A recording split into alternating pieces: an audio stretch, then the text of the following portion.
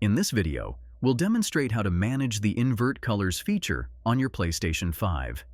But before we dive into the tutorial, I'd like to invite you to hit that like button if you're excited to learn about this feature and share your thoughts in the comments below. Your feedback helps us create better content for you. Let's jump into the steps. From the home screen, navigate to Settings. Scroll down and select Accessibility. Then, go to the right and look for the option labeled Invert Colors. Disable or deselect this option to turn off the Invert Colors feature. Your screen will return to its normal color display once you've turned off this setting.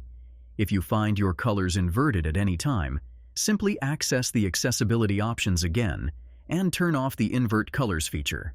If this tutorial proved helpful, please take a moment to like, comment, and subscribe with notifications on. Your support encourages us to produce more content like this. For further tips and tutorials, visit mediamagnet.business.